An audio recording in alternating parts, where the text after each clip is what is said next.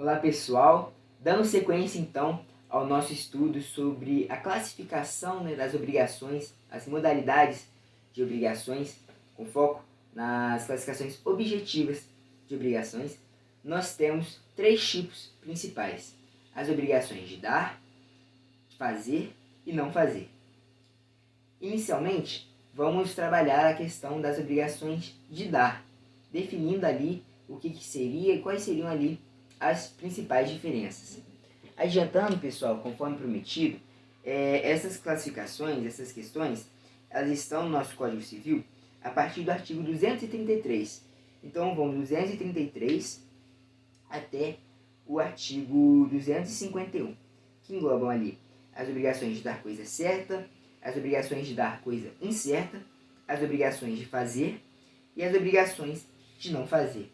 Recomendo, pessoal, a leitura desses artigos. É uma leitura tranquila, uma leitura ali para vocês também irem se habituando com o Código Civil e que vai ser extremamente proveitosa. Inicialmente, nas obrigações de dar, nós temos a ideia de uma entrega. As obrigações de dar, elas envolvem uma entrega de um bem, de algo. Essa entrega pode ser tanto dando, uma ação de dar propriamente dita, quanto de restituir, que seria uma devolução.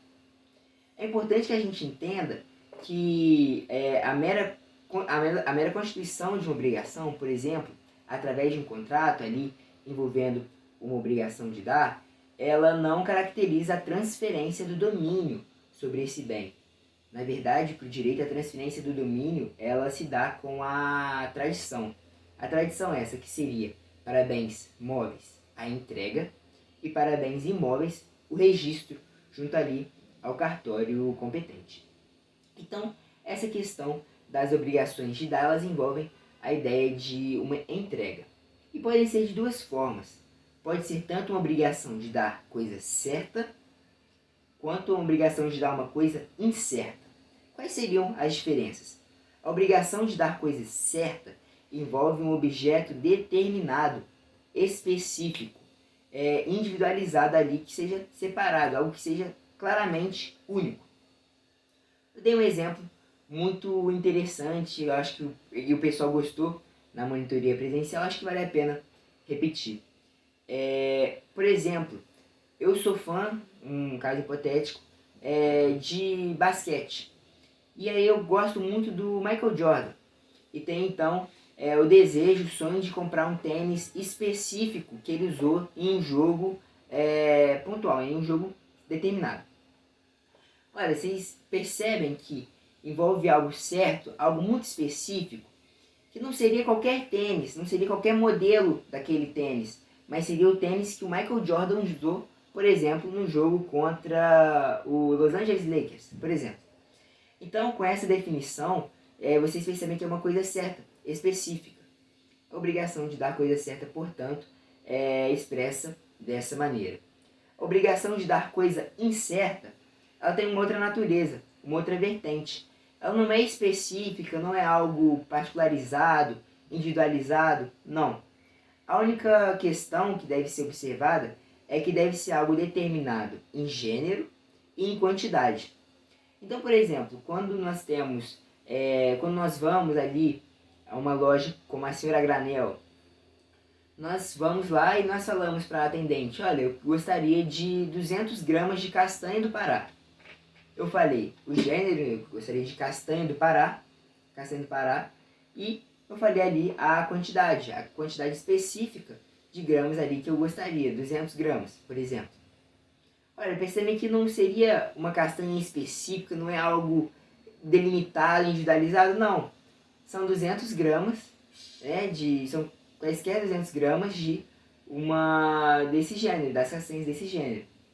Então seria algo incerto, o objeto ali não seria individualizado, não teria essa relevância para essa caracterização da sua individualidade.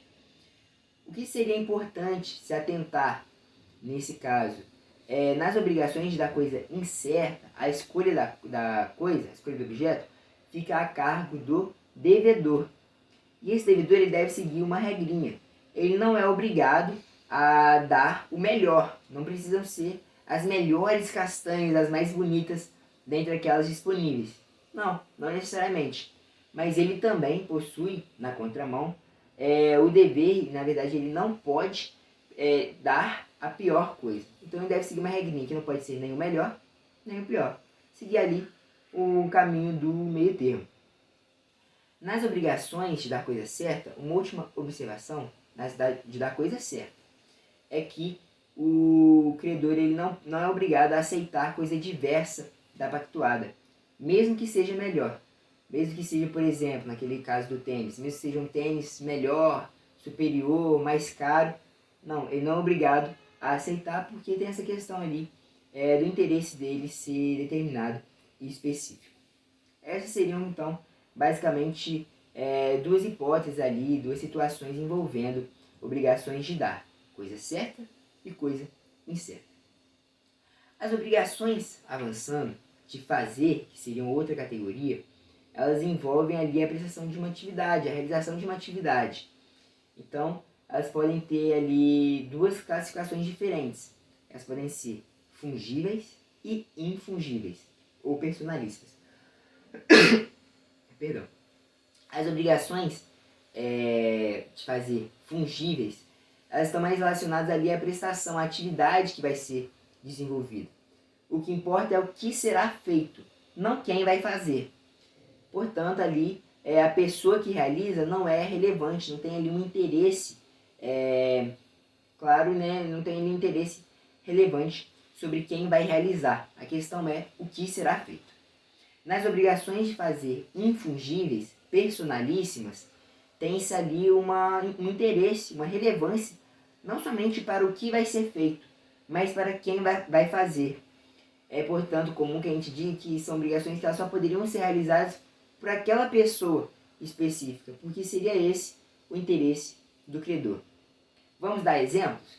Na obrigação de fazer fungível, por exemplo, eu pego ali um serviço de... eu contrato ali um serviço de marido de aluguel. Entro num site que tem ali disponibiliza marido de aluguéis para fazer ali tarefas domésticas, tarefas ali de, por exemplo, para montar um móvel na minha casa. Olha, pensando que estou mais interessado na montagem do móvel em si do que na pessoa que vai montá-lo. Pode ser qualquer um que seja minimamente competente, qualquer um hábil, capaz ali de realizar aquela montagem, que não vai ter diferença. Então pode ser o João, pode ser o José, pode ser o Carlos, o Antônio, enfim, qualquer pessoa ali daquele serviço que possa ali me prestar e realizar aquela prestação de fazer. Perfeitamente, então, resolvida essa questão. Nas obrigações de fazer infungíveis, personalíssimas, a pessoa que vai realizar, ela importa, e ela importa muito. Exemplo, eu vou fazer uma festa de aniversário, e eu sou fã do Alok, do DJ Alok, por exemplo. Percebem que e aí a gente vai e eu contrato ele para tocar na minha festa. Percebe que muito mais do que contratar um DJ de música, muito mais do que contratar ali um serviço de música, eu estou contratando a pessoa específica do Alok. Então seria uma obrigação personalíssima. Somente ele poderia resolver, somente ele poderia realizar essa prestação de modo ali a satisfazer o meu interesse ali envolvido. Então seriam essas duas distinções nas obrigações de fazer as fungíveis, nas quais a pessoa não importa, o que importa é o que será feito, e as infungíveis, nas quais não importa somente o que será feito, mas também a pessoa que fará, que realizará essa atividade e essa prestação. Por fim, nós temos as obrigações de não fazer, que consistem em um caráter negativo. São uma prestação de caráter negativo, um dever de abstenção. Por exemplo, eu entro em uma determinada empresa e ali eu tenho o dever ali de sigilo. Eu não posso sair divulgando informações ali referentes, relacionadas àquela empresa.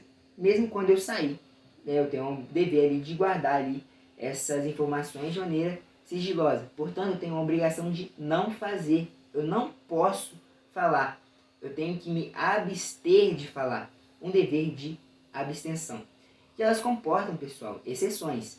Por exemplo, quando houver uma determinação judicial, ou então a previsão legal para que eu faça ali, então, essa obrigação seria descaracterizada, poderia ali ser, então, realizada aquilo que deveria ser objeto de abstenção.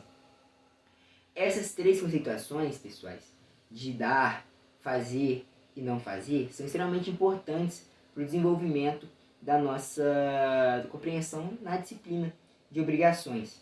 Repito, existem diversas questões envolvendo essas três distinções, essas três caracterizações, essas três definições, que seriam objeto também de um estudo mais aprofundado.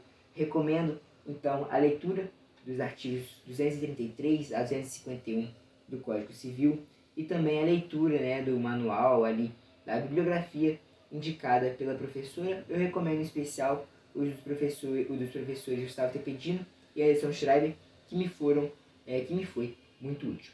Espero que tenha sido relevante, que tenha feito sentido para vocês. Espero que as definições tenham ficado claras e que os exemplos tenham, então, auxiliado vocês para a compreensão desses conceitos e também para uma melhor abordagem da disciplina de Direito das Obrigações. Estou à disposição, podem contar comigo e até o próximo vídeo. Um abraço.